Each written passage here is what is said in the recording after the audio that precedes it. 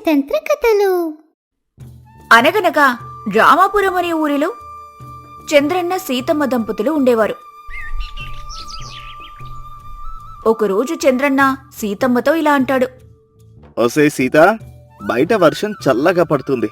నాకు తినడానికి ఏమైనా తీసుకురా వేడివేడిగా. ఎంత వేడుండాలంటే తింటూ ఉంటే నోరు కాలిపోవాలి, అలా ఉండాలి. ఆ మాట విన్న సీతమ్మ ముందు వెనక తింగరి చూపులు చూస్తూ ఏదో ఆలోచిస్తూ ఉంటుంది. అది చూసి చంద్రన్న ఇలా అంటాడు. ఏంటలా దిక్కులు చూస్తున్నావు?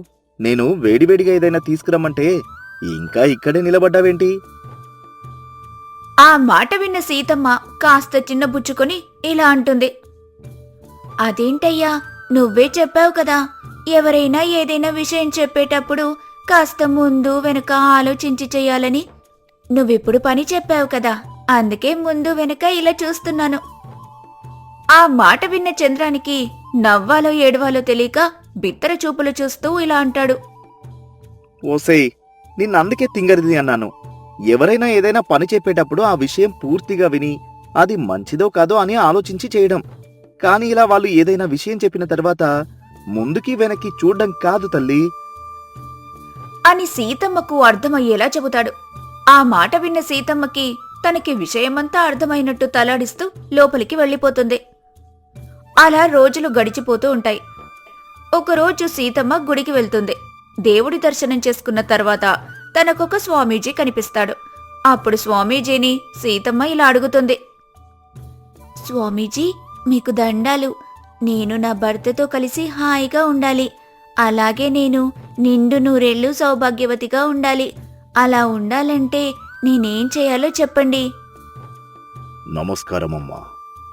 నువ్వు నీ భర్త నిండు నూరేళ్లు ఆయురారోగ్యాలతో ఉండాలి అంటే సౌభాగ్యలక్ష్మి పూజ చేయాలి. అలా చేస్తే నీ తాలిబొట్టు నిండు నూరేళ్లు చల్లగా ఉంటుంది. అప్పుడు నీ భర్త నువ్వు నిండు నూరేళ్లు హాయిగా ఉంటారు. అవునా స్వామి, అదెలా చేయాలి, ఎప్పుడు చేయాలో చెప్పండి. ఆ పూజ చాలా పెద్ద తతంగం. ఆ పూజ పెద్ద మొత్తంలో డబ్బులతో కూడుకున్న పని. కాబట్టి నువ్వంత డబ్బులు సిద్ధం చేసుకుని నాకు కబురు పెడితే నేను మీ ఇంటికి వచ్చి నీతో ఆ పూజ చేపిస్తాను. అలాగే స్వామి అని చెప్పి ఇంటికి వెళ్ళిపోతుంది. కాసేపు తర్వాత చంద్రన్న వచ్చి ఇలా అంటాడు. ఓసే సీత, నాకు బాగా దాహంగా ఉంది. కాస్త మంచినీళ్లు తీసుకురా.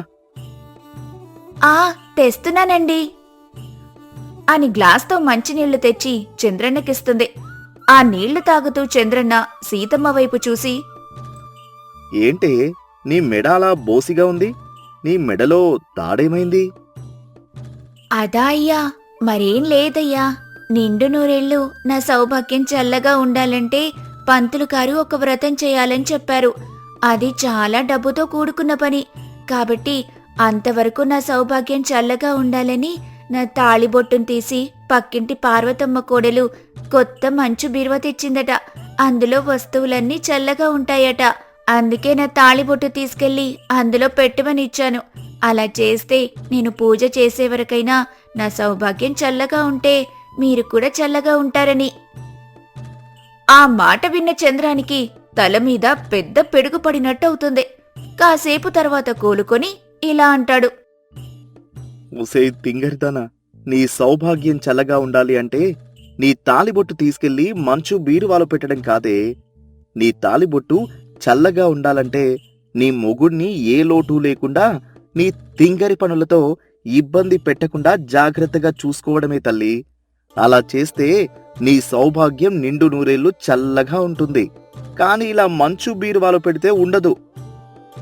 ఓ అలాగా అయ్యా, అయితే ఈ రోజు నుంచి నిన్ను జాగ్రత్తగా ఏ లోటు లేకుండా ఇబ్బంది పెట్టకుండా చూసుకుంటాను, సరేనా?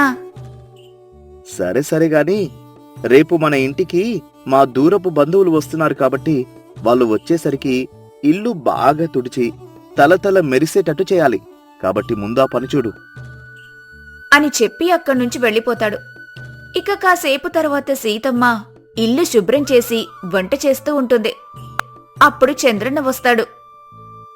ఈ సీత ఏం చేసి ఇల్లు శుభ్రం చేసిందో తెలియదు గాని ఈ ఇల్లు అద్దంలా తలతల మెరిసిపోతుంది. పెళ్ళైన ఇన్నాళ్ళకి నేను చెప్పిన పని తూచా తప్పకుండా చేసింది అని తన మనసులో అనుకుని సీతమ్మని పొగుడుతూ ఇంట్లో కాలు పెడుతూ ఉండగా జర్రున జారిపోతాడు. అప్పుడా కేకలు విని సీతమ్మ వంటగదిలో నుంచి పరిగెత్తుకుంటూ వస్తుంది. తను కూడా జర్రమని జారిపోతుంది. అప్పుడిద్దరూ ఒకరికొకరు సాయపడి అష్టకష్టాలు పడి లేచి కూర్చుంటారు. అప్పుడు చంద్రన్నతో సీతమ్మ ఇలా అంటుంది. అదేంటయ్యా, కాస్త చూసుకొని రావచ్చు కదా. చూడు ఎలా పడిపోయావో. నీకేమైనా అయితే నేను బతకగలనా? అది కాదే సీత, నేను జాగ్రత్తగానే నడిచి వచ్చాను. కాని కాలెందుకో నూనె మీద పెట్టినట్టు జారిపోయాయి. అయినా అది సరే, నేను పడిపోయాను బాగుంది. నువ్వు కూడా నన్ను లేపడానికి వచ్చి అలా పడిపోయావేంటే? అవునయ్యా, నాక్కూడా నీలాగే కాలు జారిపోయాయి. అందుకే నేను కూడా పడిపోయాను. ఇలా మాట్లాడుతూ ఉండగానే చంద్రన్న ఒక్కసారి ఇంటి గచ్చు వైపు చూస్తాడు. అది చూసి సీతమ్మతో ఇలా అంటాడు. అదేంటి సీత, ఇల్లింత జిడ్డు జిడ్డుగా ఉంది? ఇందాకే కదా నేను చూసినప్పుడు ఇల్లు తలతల మెరిసిపోయింది. మరి ఇంతలో ఇంత నూనె నేల మీదకెలా వచ్చింది? ఆ మాట విన్న సీతమ్మ కాస్త సిగ్గుపడుతూ తలదించుకొని, మరేం లేదయ్యా, నువ్వే కదా ఇల్లు తలతల అద్దంలా మెరిసిపోవాలని చెప్పావు. అందుకే నేనింటిని నీటితో శుభ్రం చేయకుండా నూనెతో శుభ్రం చేశాను. అందుకే ఇల్లు ఇంతలా తలతలా మెరిసిపోతుంది అని చాలా మురిపెంగా ఏమీ ఎరగని తింగర బుచ్చిలా చూస్తూ చెబుతుంది. ఆ మాటలు విన్న చంద్రన్నకి ఏం మాట్లాడాలో అర్థం కాక సీతమ్మ మీద కోప్పడతాడు. ఓసి నీ తెలివి తెల్లారిపోను. చాలే సిగ్గుపడింది. చాలే గాని ముందు వెళ్ళి వంట పని కాని. వంట మాత్రం చాలా జాగ్రత్తగా చెయ్యు. దేనిలోనూ ఏది తక్కువ కాకుండా ఎక్కువ కాకుండా చూడు. వచ్చిన వారి ముందు నీ తింగరు చేష్టలతో నా పరువు మాత్రం తీయకే అని చెప్పి తన పని తను చూసుకుంటాడు. ఇక సీతమ్మకి ఏదో అవసరం పడి బయటికి వెళ్తుంది. కాసేపటి తర్వాత సీతమ్మ ఇంటికి వచ్చి ఇలా అరుస్తూ ఉంటుంది. ఓలమ్మో, ఓరి నాయనో, నా కొంపకు ఒల్లేరైపోయింది. మా ఆయన నన్ను మోసం చేశాడు. మంచోడనుకున్నాను, కాని ఇంత పని చేస్తాడనుకోలేదురా దేవుడా. నా జీవితం బుగ్గిపాలైపోయిందిరా దేవుడా. ఇప్పుడు నేనెవరికి చెప్పుకోవాలి నా కష్టాన్ని? నన్ను ఆదుకునే దిక్కే లేదా అని గట్టిగా అరుస్తూ గుండెలు బాదుకుంటూ ఏడుస్తూ ఉంటుంది. సీతమ్మ ఏడవటం చూసి చుట్టుపక్కల వాళ్లంతా అక్కడికొచ్చి చేరుతారు. అందులో నుంచి పార్వతమ్మ సీతమ్మతో, ఏంటి సీత, ఏమైంది? ఎందుకంత గట్టిగా ఏడుస్తున్నావు? ఏం చేశాడు చంద్రన్న? మోసం చేశాడంటున్నావు? ఏం చెప్పమంటావు?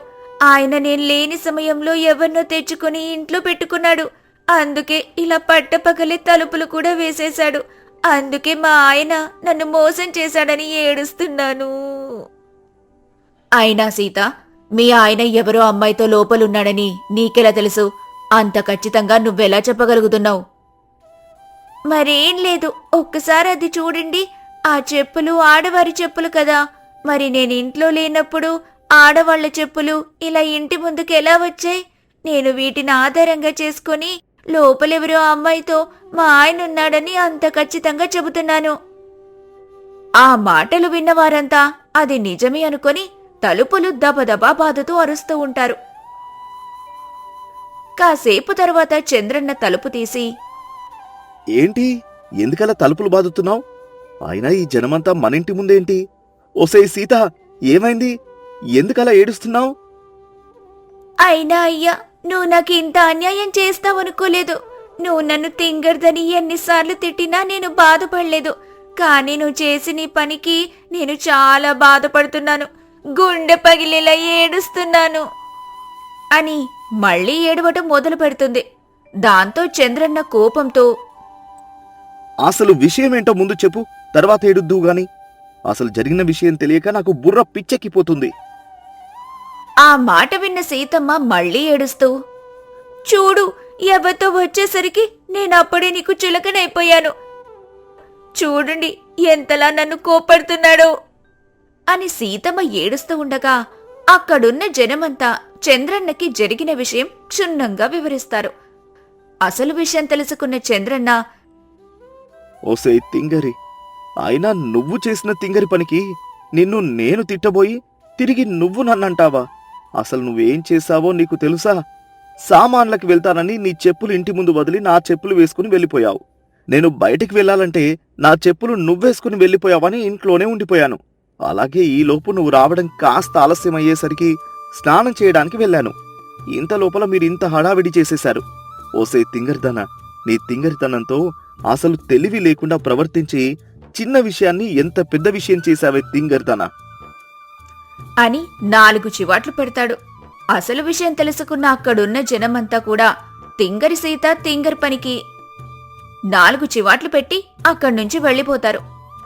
అలా తింగరి సీత తన తింగరి బుద్ధితో అందరితో తిట్లు తింటూ ఉంటుంది.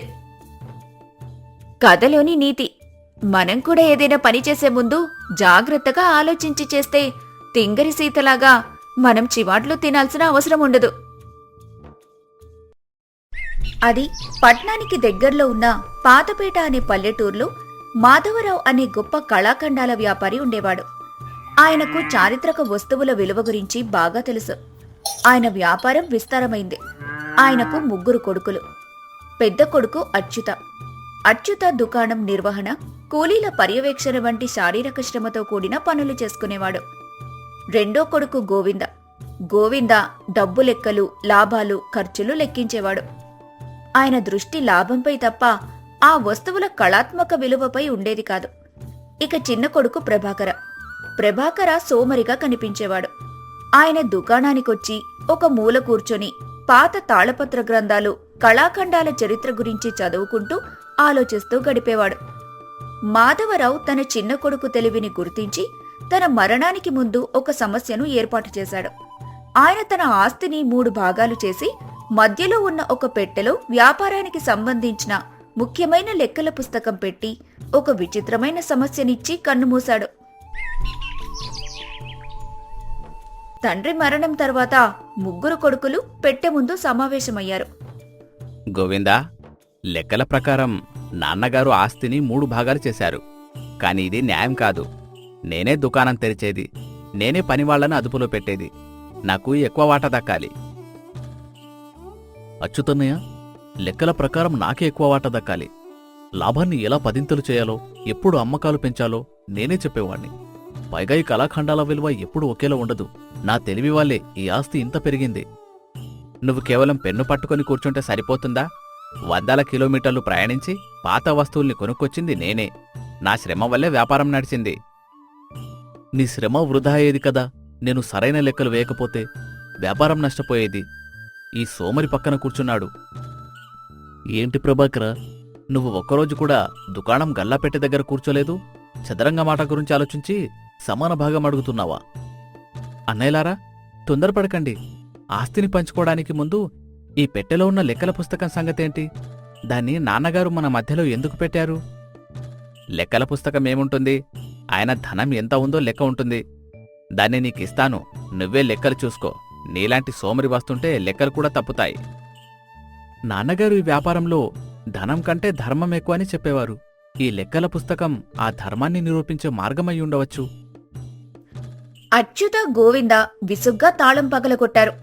అందులో ధనంతో పాటు ఒక పెద్ద లెక్కల పుస్తకం, తాటి ఆకుపై రాసిన పత్రం కనిపించాయి. గోవింద పత్రాన్ని అందుకొని చదవసాగాడు. అచ్యుత ఆత్రంగా వింటున్నాడు. నా ప్రియమైన కుమారులారా, ఈ పెట్టెలో ఉన్నది కేవలం ధనం కాదు, మీ వ్యాపారం యొక్క మూలధనం. ఈ వ్యాపారానికి అసలు అర్హత ఎవరిదో నిరూపించుకోవాలి. ఎందుకంటే మీలో ఎవరు నిజమైన విలువను గుర్తిస్తారో వారికే నా మిగిలిన ఆస్తి మొత్తం సొంతమవుతుంది. నిజమైన విలువ అది ఏంటి? ఆ ధనాన్ని ఎలా పొందుతాము? మీరు చేయవలసిన పని, ఈ లెక్కల పుస్తకంలో నేను ఉద్దేశపూర్వకంగా ఒక కళాఖండం విలువను చాలా తక్కువ నమోదు చేశాను. దాని అసలు విలువ లక్షల కొద్దీ ఉంటుంది. దానిపై పన్నులు కట్టకుండా దాన్ని దాచి ఉంచాను. ఆ కళాఖండం ఏదో మీరు గుర్తించాలి. ఆ తర్వాత కళాఖండానికి సరైన నిజమైన విలువను ఎవరైతే అంచనా వేసి దాన్ని ఊరిలో ధర్మకర్తల మండలి ముందుంచుతారో ఆ నిజమైన విలువను గుర్తించిన వారికే నా తెలివైన కొడుకుగా గుర్తింపు మరియు ఆస్తి దక్కుతుంది. అచ్యుత గోవింద ఆశ్చర్యంతో ఒకరి ముఖం ఒకరు చూసుకున్నారు. ప్రభాకర కళ్ళు మూసుకొని మౌనంగా ఆలోచిస్తున్నాడు. ఒక కళాఖండం విలువ ఇది లెక్కల పరీక్ష కాదు, కేవలం వస్తువును గుర్తించే పరీక్ష. నేను రోజూ ఆ వస్తువులను కొనుక్కొస్తాను. నాకు తెలుసు, ఇది కేవలం శారీరక శ్రమతో కూడిన పరిశోధన. తొందరపడకన్నయ్యా, లక్షల విలువ గల కళాఖండం దానిపై పన్ను కట్టకుండా దాచారు. దాన్ని ధర్మకర్తల మండలి ముందుంచాలంటే దానికి పన్ను కట్టాలి. అది అంత తేలికైన పని కాదు. పన్ను కట్టడం సంగతి నేను చూసుకుంటాను. నువ్వు ముందా లెక్కల పుస్తకం పట్టుకొని తక్కువ విలువ నమోదు చేసిన వస్తువేంటో వెతుకు. నేను దుకాణంలో ఉన్న వస్తువులన్నీ పరిశీలించి నాన్నగారు ఎప్పుడూ ముట్టుకొని పాత వస్తువేంటో చూస్తాను. సరే, నేను లెక్కలు వేస్తాను. కాని రామకృష్ణ, నువ్వు సోమరివి కదా, నువ్వెటూ ఈ పని చేయలేవు. నీకు ఈ వ్యాపారం గురించి, ఈ పన్నుల గురించి ఏం తెలీదు. నువ్వు మాతో పాటు పొలం పని కూడా చేయలేదు కాబట్టి నువ్వు ఆస్తిని వదులుకొని మాకు సాయం చేస్తే నీకు కొంత ధనమిస్తాం. అన్నయ్యలారా, మీ ఆలోచన ఎంత లోతుగా ఉందో మీ మాటలు చెప్తున్నాయి. నేనెలాగో సోమరిని కదా. ఈ లెక్కల పుస్తకం, దుకాణం, వస్తువులు, వీటి గురించి మీరు ఆలోచించండి. నేను కేవలం తండ్రి ధర్మం గురించి ఆలోచిస్తాను. అంతే, నువ్వెప్పటికీ సోమరిగానే ఉంటావు. పద, ఈ పని నేనే చేస్తాను. శారీరక శ్రమతో ఆ కళాఖండాన్ని బయటకు తీస్తాను. గోవింద లెక్కల పుస్తకాలను పట్టుకొని తక్కువ విలువ ఉన్న వస్తువుల జాబితా తయారుచేశాడు. అచ్యుత దుకాణంలో ఉన్న ప్రతి పాత వస్తువును పరిశీలించి వాటిని బయటకు తీశాడు. 3 రోజుల తర్వాత చెమటతో అచ్యుత, గోవిందా, లెక్కల పుస్తకంలో తక్కువ విలువ ఉన్న వస్తువులు 10 కనిపించాయి. వాటిలో ఏది లక్షల విలువ గలదో తెలియడం లేదు. నేనిక్కడ దుకాణం మొత్తం తవ్వి 100 వస్తువులు బయటకు తీశాను. నా శ్రమంతా వృధా అయింది. నిజమే అన్నయ్య, ఈ వస్తువులన్నీ చూస్తే నాన్నగారు కల్పించిన విలువ అతి తక్కువ ఉంది. కాని ఏది అసలు లక్షల విలువ గలదో తెలియడం లేదు. ఆ కళాఖండంపై పన్ను కట్టకుండా దాచుంచారంటే అది సాధారణ వస్తువు అయ్యుండదు.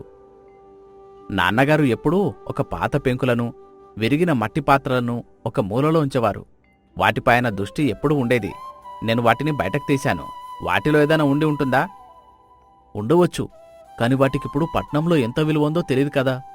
ఈరోజు మనం ధర్మకర్తల మండలి ముందు 10,000 విలువ కట్టిన వస్తువును 1,00,000 అని చెప్తే పరువు పోతుంది. నా తెలివి ఈ విషయంలో పనిచేయడం లేదు. అచ్యుత శ్రమతో విఫలమయ్యాడు. ఇప్పుడు గోవింద తన తెలివిని ఉపయోగించాలని నిర్ణయించుకున్నాడు. అన్నయ్య, నువ్వు శ్రమతో విఫలమయ్యావు. నేను తెలివితో గెలుస్తాను. నేను పట్నంలో ఉన్న గొప్ప నిపుణుల్ని సంప్రదించి ఈ 10 వస్తువులు ఏది అత్యంత విలువైందో తెలుసుకుంటాను. దానికి ఎంత విలువ కట్టవచ్చో లెక్కలు కట్టి ఆ తర్వాత ధర్మకర్తల మండలికి వెళ్తాను. గోవింద తన ధనంలోంచి పెద్ద మొత్తాన్ని ఖర్చుపెట్టి పట్నం నుండి నిపుణులను తీసుకొచ్చాడు. వారు వస్తువులన్నీ పరిశీలించి చివరకు ఒక పాత చెక్క బొమ్మకు ఎక్కువ విలువ కట్టొచ్చని చెప్పారు. అయ్యా, ఈ చెక్క బొమ్మకు సుమారు 50,000 విలువ కట్టవచ్చు. అంతకు మించి కడితే పన్నులెక్కువవుతాయి. వ్యాపారం దెబ్బతింటుంది. నా లెక్కల ప్రకారం ఇదే ఎక్కువ లాభమిచ్చే వస్తువు. 50,000? నాన్నగారు లక్షల విలువ అన్నారు కదా. పరువు పోకుండా దీనే తీసుకెళ్దామా? నా లెక్కల ప్రకారం 50,000 సరైనది. నాన్నగారు 50,000 విలువ కట్టమని చెప్పలేదు, లక్షల విలువ అన్నారు. మనం తక్కువ విలువ చెప్పి ధర్మకర్తల మండలికెళ్తే ఆస్తి మనకు దక్కదు. నా శ్రమ వృధా అయింది. నీ లెక్కల తెలివి కూడా పనిచేయలేదు. చూసావో ప్రభాకర, నువ్వు సోమరివి. నువ్వు దీని గురించి ఆలోచించి ఉంటే మేమింత నష్టపోయేవాళ్ళం కాదు. అన్నయ్యలారా, మీరు నాన్నగారు చెప్పిన మాటలు మర్చిపోయారు. ఇది శ్రమతో కూడిన పని కాదు, ఇది తెలివితో కూడిన పరీక్ష అని. మీరిద్దరూ ఆ కళాఖండాన్ని కేవలం వస్తువుగా, డబ్బుగా మాత్రమే చూశారు. మరెలా చూడాలి? నీలాంటి సోమరికి ఏదైనా తెలిస్తే చెప్పు. నేనెలాగో సోమరిని కదా, నన్ను ఒంటరిగా ఒకరోజు ఆలోచించనివ్వండి.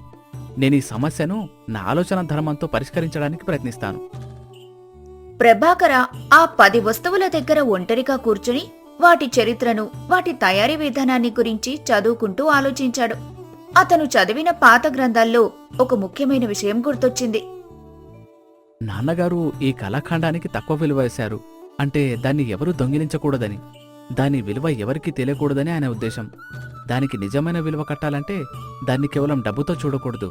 దాని చరిత్ర, దాని పుట్టుకలోనే అసలు విలువ ఉంటుంది. ప్రభాకర వెంటనే తన అన్నదమ్ములను మళ్లీ దుకాణం మధ్యకు పిలిచాడు. అన్నయ్యలారా, మీరు కళాఖండాన్ని కేవలం వస్తువుగా దానిపై వచ్చే లాభంగా మాత్రమే చూశారు. కానీ నాన్నగారు చెప్పిన లక్షల విలువ అనేది ఆ వస్తువు వెనుకున్న ధర్మం, కీర్తి, గౌరవం గురించి. ఏంటి నువ్వు చెప్పేది? లక్షల విలువ, గౌరవమా? అవును. మనం పరిశీలించిన 10 వస్తువుల్లో ఆ విరిగిన మట్టి పాత్ర ఉంది కదా. ఈ పాత విరిగిన మట్టి పాత్ర విలువ ₹1,00,000. నువ్వు సోమరివే కాదు, పిచ్చివాడివి కూడా. ఇది సాధారణ మట్టి పాత్ర కాదు. ఇది పాతకాలం నాటి చారిత్రక రాజభవనంలో ఉపయోగించిన పాత్ర. అది 15వ శతాబ్దానికి చెందింది. దానికి పట్నంలో లక్షల విలువ ఉండకపోవచ్చు. కాని దానిపై ఉన్న చిన్న బొమ్మను చూడండి. అది మన ఊరి చరిత్రకు, మన వంశ చరిత్రకు సంబంధించిన గుర్తు. ఈ కళాఖండాన్ని మనం బయట అమ్మడానికి కాదు, మన ఊరి మ్యూజియంకు దానం చేయాలి. ఊరి మ్యూజియంకా? అమ్మితే డబ్బొస్తుంది కదా. అమ్మితే డబ్బొస్తుంది, కాని నాన్నగారు చెప్పిన ధర్మం, నిజమైన తెలివి ఏమవుతాయి? ఈ కళాఖండాన్ని మనం ఊరి మ్యూజియంకు దానం చేస్తే ఆ కళాఖండం వెనుక ఉన్న మన వంశ చరిత్ర, మన తండ్రి కీర్తి వందల సంవత్సరాల పాటు నిలిచిపోతుంది. అదే దీని అసలు విలువ. అంటే మనం డబ్బు నష్టపోవాలా? నష్టపోవడం కాదు, మీరు సంపాదించిన ఆస్తి 3 భాగాలు మీకు దక్కుతుంది. కాని ఒక్క కళాఖండం వల్ల మన వ్యాపారానికి, మన కుటుంబానికి వందల లక్షల విలువైన గౌరవం దక్కుతుంది. ధర్మకర్తల మండలి ముందు మనం దాన్ని డబ్బు కోసం అమ్మకుండా ఊరి గౌరవం కోసం దానం చేస్తున్నామని చెప్తే ఆ గౌరవమే ఈ ఆస్తికి అసలు రక్ష అవుతుంది. ఇది నిజంగా తెలివైన ఉపాయం. డబ్బు పోతుంది, కాని గౌరవం నిలిచిపోతుంది. అదే నాన్నగారు చెప్పిన ధర్మం. అవును, నాన్నగారు మనల్ని డబ్బుతో కళ్ళు మూసుకున్న వ్యాపారస్తులుగా కాకుండా విలువను, ధర్మాన్ని గుర్తించే జ్ఞానులుగా చూడాలనుకున్నారు. ముగ్గురు అన్నదమ్ములు ఆ విరిగిన మట్టి పాత్రను తీసుకుని ధర్మకర్తల మండలి ముందు హాజరయ్యారు. ప్రభాకర ఆ పాత్ర విలువను కేవలం ధనంతో కాకుండా చారిత్రక గౌరవంతో ముడిపెట్టి వివరించాడు. ప్రభాకర, ఇది విరిగిన పాత మట్టి పాత్ర. దీని విలువ 10,000 కూడా ఉండదు. దీనికి లక్షల విలువ ఎలా కట్టారు?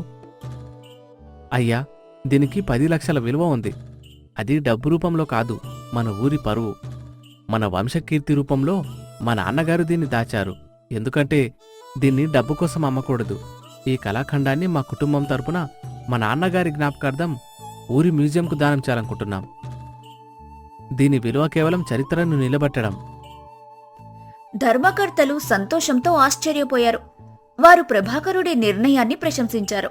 మాధవరావు ఆస్తిని 3 భాగాలుగా పంచి ధర్మం కోసం నిలిచినందుకు ప్రభాకరను మెచ్చుకున్నారు. ప్రభాకర, నువ్వు నన్ను మన్నించు. నేను నా లెక్కల తెలివితో కేవలం లాభం గురించే చూశాను. నువ్వు సోమరివని నిందించాను. కాని నువ్వు మా ఇద్దరికంటే గొప్ప దూరదృష్టి కలవాడివి.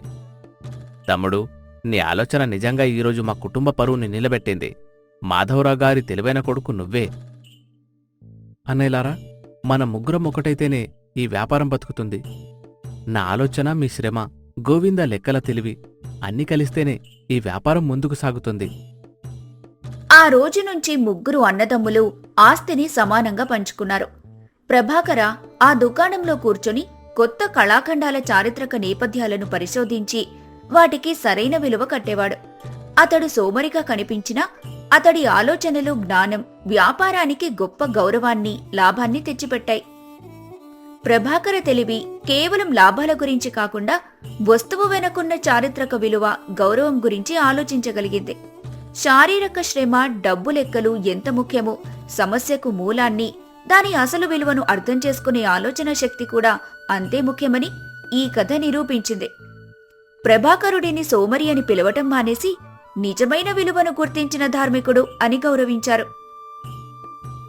నీతి: నిజమైన తెలివంటే తక్కువ శ్రమతో, తక్కువ ఖర్చుతో సమస్యను పరిష్కరించడం మాత్రమే కాదు, డబ్బు కంటే మన జీవితంలో గౌరవం, ధర్మం మరియు కీర్తికి ఎక్కువ విలువనివ్వటమే గొప్ప సంపద. ఆలోచన, జ్ఞానమనేవి జీవితాన్ని సులభతరం చేసే గొప్ప సంపదలు.